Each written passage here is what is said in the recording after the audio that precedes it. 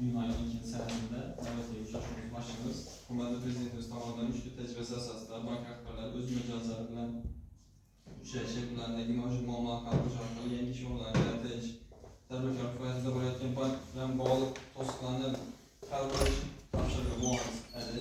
Shu sababli bugungi uchrashuvimizni boshlaymiz.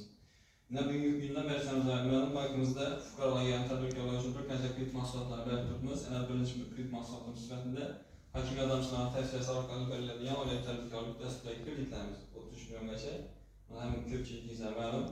Keyingi kredit mahsulotimiz biznesga birinchi qadam kreditimiz. Bu Xalq bankiga biriktirilgan 18 mahalla fuqarolar uchun biznesni boshlash uchun ajratilgan 7 milliongacha kreditimiz faqat o'z muddat qilgan shaxslarga beriladi 2 yil muddatda. Ana keyingi kredit mahsulotimiz bu moliyaviy ommabop ya'ni kreditimiz bor, inklyuziv ya'ni naqd pul kreditimiz jismoniy shaxslarga avval imtiyozli kredit mahsulotlaridan foydalangan ham ushbu kreditni yoqqan ijobiy kreditlarga ega fuqarolarga beriladi.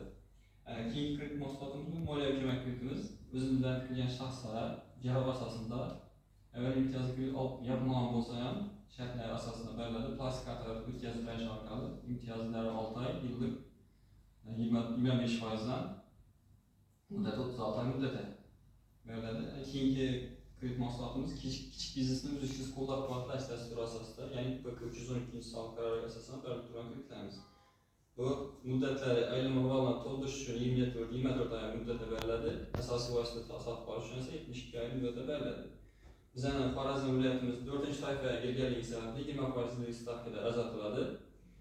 Bunda 100 million qismigacha garov ta'minoti talab qilinmaydi. Ya'ni 100 million qismiga garovsiz, undan ortiqcha qismi bo'lgan bo'lsa 3 million so'mgacha 200 millionlik garov taqdim etilgan holda ajratiladi. Agar shu kredit mahsulotlarini kimgadir olaman desa ya olishda ajratishda tushunmovchilik bo'lsa, kimga savol bo'lsa eshitamiz. 100 milliondan naqd pul aytib beradilar ya. Agar moliyaviy ko'makdan kreditimiz olib turgan bo'lsangiz, bu kreditimiz plastik kartaga o'tirib beriladi. O'zingiz band qilgan bo'lishingiz kerak, ham garov taqdim etsangiz. 50 millionlik kreditimiz bor, u naqd pulda beriladi. Kassa orqali ajratiladi. Xotin-qizlar 24%dan, erkak kishilar 25% ajratiladi. Bu kepillik orqali beriladi.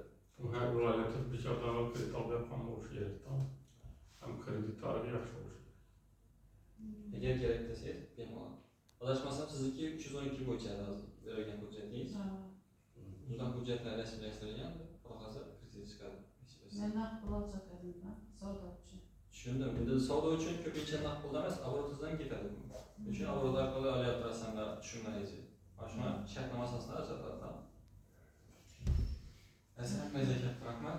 Nazarda tutganlar uchun qo'shimcha savollar bo'lsa, yana chiqib